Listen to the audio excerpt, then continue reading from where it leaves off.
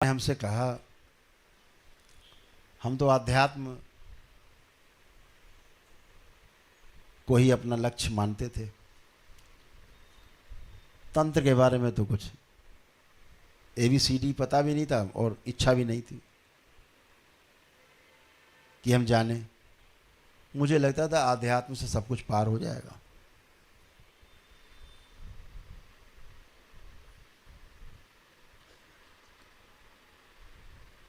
तो बाबा से दीक्षा भी नहीं ली। उनके भौतिक शरीर में रहते हुए बाबा से हमने दीक्षा भी नहीं ली। हमें आवश्यकता नहीं थी। बस बाबा हैं, बाबा से प्रेम था। प्रेम इतना टूट था कि हर दूसरे दिन बाबा के पास, एक दिन छोड़ा फिर बाबा के पास। डेली नियम था, ये पक्का नियम। कभी कभी तो सप्ताह में 5 दिन बाबा के पास। कोई काम नहीं, जाना, बाबा के पास बैठना, बाबा की सेवा करना, हाथ पैर दबाने, सेवा करना, थोड़ी बातें करनी 2-4 वाक्य में। और शाम होते हुए जहाँ 4 बजता था, बाबा की एक चुटकी बजती थी, बच्चा चलो जाओ। 4 बजा, चुटकी बजी। घड़ी घड़ी थी नहीं, लेकिन घड़ी मिला लो, चुटकी ठीक 4 बजे बजती थी कि अब घर वापस जाओ। क्योंकि घर जाना कितना है, करीब 100 किलोमीटर। तो बचपने में मैं बाबा के पास चले जाता था। तो जब बाबा ने कहा अच्छा तो तुम ध्यान साधना करी हो, हाँ तो ठीक है, तुम्हार गुरु तब मिली जब तुम 44 साल के पूरे हो जाइयो। तो हम कहा बाबा कैसे पहचानेंगे, वो खुद चल के आई तुम्हारे आश्रम में। अब हमारा आश्रम तो था नहीं, ऐसा कोई आश्रम भी नहीं था उस समय। तो हमने सोचा हम किसी आश्रम में होंगे कहीं, तो वहीं कोई गुरु मिल जाएगा। तो हमने कहा बाबा हम पहचानेंगे कैसे? बोले हाँ ये तो है।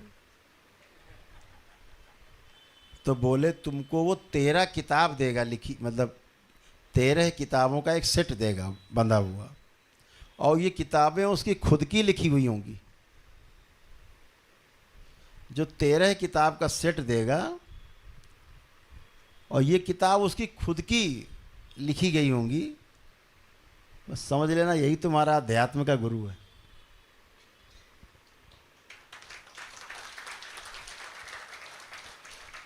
और यही हुआ, नागराज जी को चल के आश्रम आना पड़ा। मैं प्रतीक्षा में था, आके चले भी गए, लेकिन हमें पता भी नहीं लगा कि मैं 44 साल का हो गया हूं। और बाबा की वाणी सिद्ध हो रही है, ये मेरे तो ख्याल में भी नहीं था। वो आए आंधी तूफान की तरह, 1 घंटे रुके। उतरते ही, जैसे ही उतरे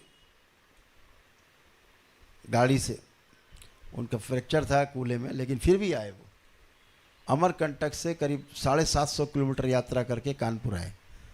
और एक दिन फ़ोन आया, बस मैं आ रहा हूँ, कोई कार्यक्रम नहीं, कुछ भी कार्यक्रम नहीं, मैं आ रहा हूँ। और आ गए।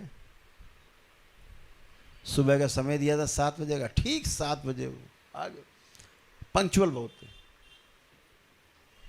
गाड़ी से उतरे, मैंने उन्हें माला पहनाई, हमारे से दोनों हाथ पकड़े, ऐसे जैसे मित्र पकड़ता है एक दूसरे के। दोनों हाथ से मेरे दोनों हाथ पकड़े। फिर बोले आपका संकल्प पूरा हुआ। मैं नहीं समझ पाया, मैं नहीं समझा क्या बोले, क्यों बोले। शब्द याद हैं, हाँ, राजा साहब आपका संकल्प पूरा हुआ। मैं 2 बातें नहीं समझा, राजा साहब बोले और संकल्प पूरा हो गया बोले। मैं उनको अंदर ले गया कक्ष में और बिठाया। 1 घंटे रहे, ताबड़तोड़। जिले के कलेक्टर और कमिश्नर सब मिलने के लिए आ गए। उनको पता था, हमारे मित्र लोग थे वो, कि आएंगे बाबा, हम भी मिलेंगे। सूचना दे दी बाबा आने वाले। आया, आंधी तूफान की तरह आया और आंधी तूफान की तरह चले गए। हमारे एक मित्र थे और आश्रम की बिल्डिंग्स बन रही थी उस समय, तो ग्राउंड बन गया था और फर्स्ट फ्लोर हम उस पर डाल रहे थे, माँ के मंदिर के सामने जो है। वो हमसे कहते थे क्यों बना रहे हो जंगल में, यहाँ कौन आ रहा भाई, कि इतनी बिल्डिंगें क्यों बन रही हैं, हमारे मित्र कहते थे। हमने कहा बस अंदर से प्रेरणा है बाबा की कि बनना है तो बन रहा है, कोई काम ही आएगा। तब सब जंगल था उधर। तो उन्होंने शिकायती लहजे में बाबा से कहा, वो भी बाबा के शिष्य थे, कि बाबा देखिए आप मानते नहीं हैं, यहाँ जंगल में इतनी बड़ी बिल्डिंग बना दी, वहाँ बिल्डिंग बना दी, यहाँ बना दी, ये बना रहे हैं, अभी ग्राउंड बना दिया, फर्स्ट फ्लोर में इनकी शटरिंग लग रही है, ये क्यों बना रहे हैं बाबा, इनको मना करिए। उन्होंने देखा ऐसे करके और मेरे कंधे पे हाथ रखा बाबा ने, बोले राजा साहब इसके ऊपर एक खंड और बनाना।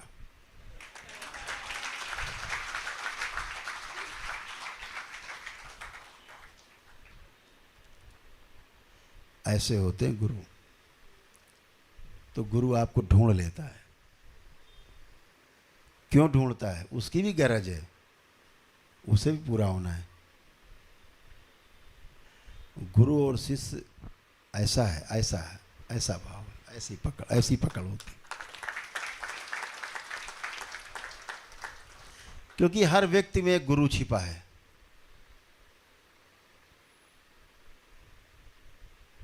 हर बीज में एक वृक्ष छिपा हुआ है।